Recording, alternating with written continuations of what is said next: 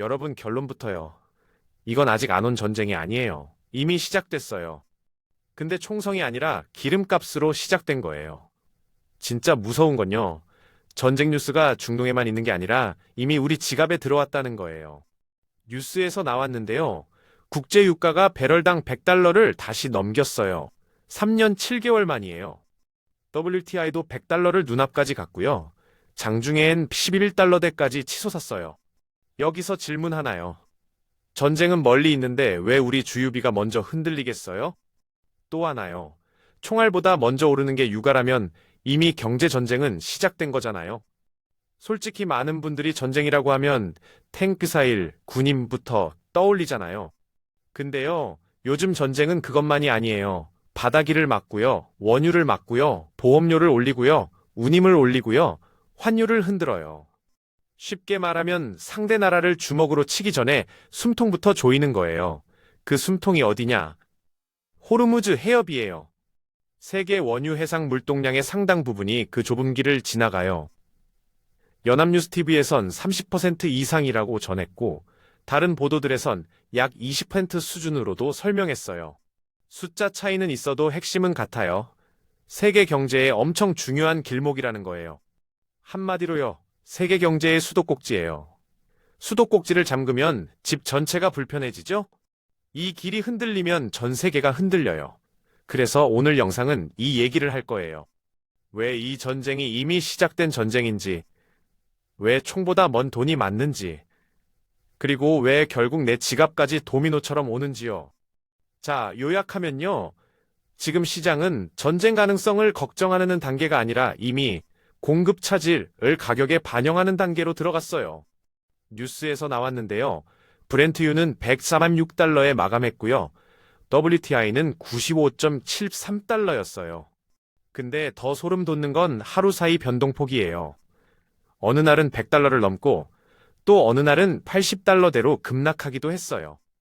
브렌트유가 87.8달러, WTI가 83.35달러까지 밀렸거든요. 이게 뭘 의미하냐면요. 지금 시장은 유가만 보는 게 아니라 길이 열리냐, 막히냐를 매 순간 가격에 꽂아넣고 있다는 거예요. 여러분 이런 생각 들지 않겠어요? 아니 유가가 왜 이렇게까지 널뛰기를 하겠어요? 답은 간단해요. 사람들이 원유를 걱정해서가 아니라 원유가 지나가는 길을 걱정해서예요. 원유 자체보다 통로가 더 중요해진 거예요. 쉽게 말하면 마트에 물건이 없는 게 문제가 아니라 물류창고 문이 잠긴 상황인 거예요. 문이 잠기면 안에 물건이 있어도 가격은 올라가잖아요. 지금 딱 그 구조예요. 그러면 여기서 다음 질문이 나오죠. 도대체 뭘 누가 어떻게 막고 있는 걸까요? 여기서부터 진짜 구조를 봐야 해요. 이 전쟁을 이해하려면요. 세계의 도화선을 봐야 해요. 하나만 보면 단순 뉴스 같아요. 세 개를 같이 보면 아, 이건 진짜 구조의 문제구나 보이거든요. 첫 번째 도화선은 해협 자체예요. 호르무즈 해협은 그냥 바다가 아니에요. 세계 에너지의 목줄 같은 곳이에요. 근데 뉴스에서 나왔는데요. 이 해협통과 물동량이 평시 대비 약 80% 줄었다고 해요. 어느 보도에선 평소 하루 80척이 지나가던 길에 최근엔 2척만 지났다고도 했어요. 이 정도면 불편한 수준이 아니라 거의 마비죠. 이걸 쉽게 비유하면 세계 경제 수도꼭지를 반쯤 잠근 게 아니라 거의 손으로 꽉 틀어막은 거예요. 수도는 완전히 끊기지 않았어요. 근데 물줄기가 갑자기 가늘어졌어요. 그러면 무슨 일이 벌어지겠어요? 남아있는 물이 갑자기 귀해지죠. 싸움도 나죠. 가격도 오르죠. 원유도 똑같아요. 사람들이 지금 당장 바닥났나?를 보는 게 아니에요. 내일도 들어오나?를 걱정하는 거예요. 시장 가격은요, 현재보다 미래 공포에 더 빨리 반응하거든요. 그래서 유가가 이렇게 튀는 거예요. 두 번째 도화선은 군사 행동이에요. 이게 단순 경고가 아니라 실제 바다 위에서 행동으로 이어졌다는 게 진짜 중요해요. 연합뉴스TV 보도에 따르면 미군은 호르무즈 인근에서 이란 기뢰 부설할 함정 16척을 제거했다고 했어요. 또 에너지 시설이 드론 공격을 받아 가동을 멈춘 정황도 보도됐어요. 이게 왜 중요하냐면요. 전쟁이 말에서 끝난 게 아니라 이미 길 파괴의 단계로 넘어갔다는 뜻이거든요. 쉽게 말하면 고속도로를 폐쇄한다고 협박하는 걸 넘어서요. 실제로 도로 위에 못을 뿌린 거예요. 그러면 차가 못 다니죠? 안전요원이 오죠? 보험료 오르죠? 우회로 찾죠? 시간 늦어지죠? 운송비 뛰죠? 똑같아요. 기뢰라는 건 배를 직접 가라앉히는 위협이기도 하지만 그보다 더 무서운 건 아무도 그 길을 쉽게 못 지나가게 만든다는 거예요. 즉, 총 한 발보다 공포 한 번이 가격을 더 크게 움직일 수 있어요. 여기서 질문이죠. 전쟁이 바다 위기를 이렇게 흔들면 가장 먼저 오르는 게 뭘까요? 맞아요. 유가만이 아니에요. 운임 보험료, 물류비가 같이 올라요. 세 번째 도화선은 한국 경제예요. 많은 분들이 여기서 착각해요. 전쟁은 중동 문제고 한국은 소비자일 뿐 이렇게 생각하잖아요. 근데 아니에요. 한국은 에너지를 수입해서 돌리는 나라예요. 기름값이 오르면 산업 전체 비용이 같이 오르는 구조예요.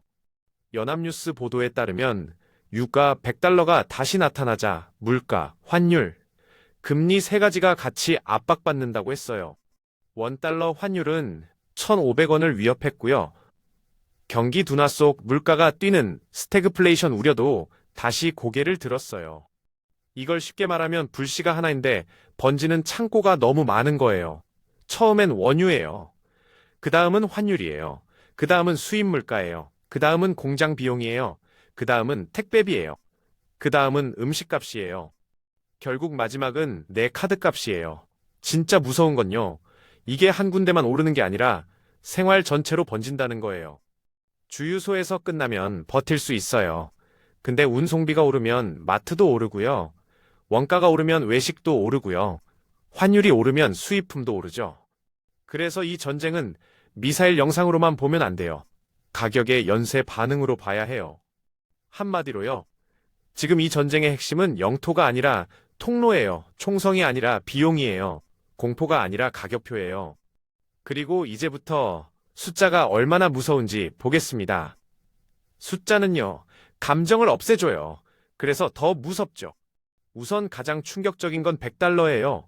배럴당 100달러. 이 숫자 자체가 상징이에요. 왜냐면 사람들이 이 숫자를 보는 순간요. 아, 이건 그냥 일시적 흔들림이 아니구나. 이렇게 느끼거든요. 뉴스에서 나왔는데요. WTI는 한때 107.54달러까지 갔고요. 장중 고점은 101.24달러였어요. 브렌트유도 100달러를 넘었고 장중엔 111달러대까지 치솟았어요. 작은 수와 큰 수를 대비해 볼까요? 평소에 보던 70달러대, 80달러대랑 100달러대는 느낌이 완전히 달라요. 80에서 100은 숫자 두 칸 차이 같죠? 근데 시장 입장에선 공포의 벽을 넘은 거예요. 여기서 끝이 아니에요. 운임도 봐야 해요. 호르무즈 봉쇄 이후 초대형 유조선 운임은 보름 전보다 3배 넘게 뛰었다고 연합뉴스 TV가 전했어요. 물동량은 80% 줄었는데 운임은 3배 넘게 올랐다는 거예요. 이게 왜 소름 돋냐면요. 길은 좁아지고 비용은 커졌다는 뜻이에요. 마트 앞 도로가 공사로 막혔는데 배달비까지 3배가 된 상황이랑 비슷해요. 물건은 늦게 오고 배달비는 비싸지고 소비자는 결국 더 비싼 값을 내게 되잖아요. 그게 지금 국가 단위로 일어나는 거예요. 그리고 더 현실적인 숫자. 한국해양진흥공사는 통항 제한이 한 달만 이어져도 글로벌 기준 약 300항차, LNG 약 100항차 차질이 날 수 있다고 봤어요. 국내만 봐도 원유 약 40항차, LNG 약 8항차의 영향이 갈 수 있다고 했어요. 여러분, 이 숫자가 왜 중요할까요? 이건 그냥 통계 숫자가 아니에요. 버틸 수 있는가를 묻는 숫자예요. 하루 이틀이면 참을 수 있어요. 근데 한 달이면 얘기가 달라져요. 공급 차질은 쌓이기 시작하고요. 재고는 줄어들고요. 심리는 무너지고요. 가격은 더 민감해져요. 아이러니도 있어요. 이렇게 무섭게 올랐던 유가가 또 하루 만에 11% 급락했거든요. 브렌트유는 87.8달러, WTI는 83.45달러까지 왜냐고요? 전쟁이 끝나서가 아니에요. 조기종식 기대라는 말이 돌았기 때문이에요. 이게 진짜 아이러니예요. 미사일보다 먼저 말 한마디가 가격을 흔드는 거예요. 그래서 시장은 사실을 반영하는 곳이면서 동시에 공포를 증폭하는 곳이기도 해요. 쉽게 정리하면요. 지금 숫자는 두 가지를 말해줘요. 하나는 실제 공급 차질이 이미 시작됐다는 것. 다른 하나는 사람들이 앞으로의 차질을 더 크게 두려워하고 있다는 것. 그래서 이렇게 미쳐 날뛰는 거예요. 그러면 이제 가장 중요한 질문이죠. 이 숫자들이 도대체 어떻게 내 지갑까지 오겠어요? 여기서부터 도미노가 시작돼요. 자, 중요한 건 여기부터예요. 많은 분들이 유가가 오르면 주유비만 오른다고 생각하잖아요. 근데 아니에요. 유가는 시작일 뿐이에요. 뒤에 줄 서 있는 게 너무 많아요. 도미노처럼 봐야 해요. 첫 번째 도미노는 해협 봉쇄 우려예요. 호르무즈 해협은 세계 원유 해상 핵심 길목이고요. 통항 물동량은 평시보다 80% 줄었다고 보도됐어요. 이게 첫 칸이에요. 두 번째 도미노는 유가 급등이에요. 길이 흔들리니까 원유 가격이 튀어요. WTI가 7.54달러, 장중 11.24달러. 브렌트유도 100달러를 넘었어요. 세 번째 도미노는 운임과 보험료예요. 배가 그냥 지나가면 되던 길이 목숨 걸고 가는 길이 돼버렸잖아요. 그러니까 보험사도 겁나고요. 선사도 우회하고요. 배값도 뛰고요. 결국 운임이 3배 넘게 뛰어요. 네 번째 도미노는 환율과 금융시장이에요. 연합뉴스 보도에 따르면 유가 100달러 여파 속에 원달러 환율은 1,500원을 위협했고요. 뉴욕 증시 3대 지수도 모두 1% 넘게 밀렸어요. 왜 그럴까요? 에너지 비싸지죠. 기업 비용 오르죠. 물가 자극되죠. 금리 부담 커지죠. 투자 심리 식죠. 한 칸이 넘어지면 다음 칸이 자동으로 넘어지는 거예요. 다섯 번째 도미노는 국내 물가예요. 연합뉴스는 유가 100달러가 물가, 환율, 금리 3가지 부담을 동시에 키운다고 했고요. 경기 둔화 속 물가 상승, 즉 스태그플레이션 우려도 언급했어요. 쉽게 말하면 경기는 식는데 가격은 오르는 거예요. 이게 왜 무섭겠어요? 월급은 그대로인데 지출만 커지기 때문이죠. 그 다음 마지막 도미노. 바로 내 지갑이에요. 주유비 오르죠. 택배비 오르죠. 외식비 오르죠. 수입 생활용품 오르죠. 항공료 흔들리죠. 환율 때문에 해외 결제 부담도 커지죠. 여기서 질문 하나요. 전쟁이 멀리 있는데 왜 내가 커피값, 배달비, 기름값으로 맞아야 하겠어요? 답은 간단해요. 한국은 에너지를 사와서 쓰는 나라라서 밖에서 맞으면 안에서도 흔들려요. 그리고 도미노의 핵심은 한 번만이 아니라는 거예요. 해협이 막혀요. 유가가 뛰어요. 운임이 올라요. 환율이 흔들려요.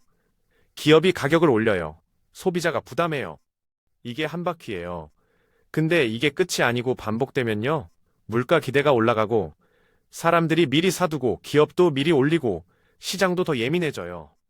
그래서 처음 충격보다 두 번째 충격이 더 아픈 거예요. 여기서부터 뉴스가 아니라 생활비가 돼요. 한마디로요. 호르무즈 해협에서 시작된 파도가 주유소를 지나 마트를 지나 내 카드 명세서까지 오는 거예요. 이제 보이시죠? 이건 중독 뉴스가 아니라 생활비 뉴스예요. 자, 그럼 앞으로 어떻게 될까요? 솔직히 아무도 단정은 못해요. 근데 시나리오는 볼 수 있어요. 낙관 시나리오는 길이 다시 열리는 거예요. 실제로 전쟁 조기 종식 기대가 돌자 브렌트유는 87.8달러, WTI는 83.45달러로 하루 만에 10% 넘게 빠졌어요. 이 말은요, 상황이 완화되면 가격도 생각보다 빨리 내려올 수 있다는 뜻이에요. 쉽게 말하면 잠긴 수도꼭지를 다시 열면 물값 공포도 빠르게 줄 수 있다는 거죠. 그래서 낙관 시나리오의 핵심은 하나예요. 통로 정상화예요. 배가 다시 다니고 보험이 정상화되고 우회가 줄어들고 재고 우려가 식으면 유가도 내려올 수 있어요. 근데요, 비관 시나리오는 훨씬 아파요. 노컷뉴스 보도에선 일부 시장에서 150달러 가능성까지 거론됐어요. 연합뉴스는 유가 100달러가 한국 경제의 스태그플레이션 우려를 키운다고 했고요. 해협 통항 제한이 한 달 지속될 경우 글로벌 원유 300항차, LNG 100항차 차질, 원유 40항차, LNG 8항차 차질 가능성도 나왔어요. 이게 길어지면 무슨 일이 벌어질까요? 유가 높은 상태가 버텨버려요. 운임 높은 상태도 버텨버려요. 환율 압박도 길어질 수 있어요. 그러면 기업은 버티다가 결국 가격을 올리겠죠. 그럼 소비자는 한 번이 아니라 계속 맞는 거예요. 그래서 진짜 무서운 건 순간 급등이 아니라 높은 가격의 지속이에요. 비싸도 며칠이면 버틸 수 있어요. 근데 몇 달이면 가게가 무너져요. 그래서 우리가 봐야 할 건 딱 세 가지예요. 하나는 브렌트유가 100달러 위에서 굳어지는지예요. 둘은 호르무즈 해협 통항이 정상화되는지예요.